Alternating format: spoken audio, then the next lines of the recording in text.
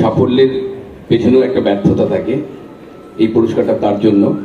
ধন্যবাদ বিএপি, ধন্যবাদ অভিজিৎ আমাকে এই পুরস্কারের জন্য মনোনীত করার জন্য। নিমফুলের মধু, দুজন, একজন অভিনেতা একজন অভিনেত্রীকে আমার পাশে আমি দেখতে পাচ্ছি।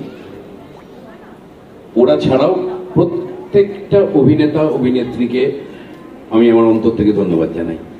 ধন্যবাদ জানাই সৌভিককে, যে নিমফুলের মধু সৃষ্টি করেছে, লিখেছে দিনের পর দিন।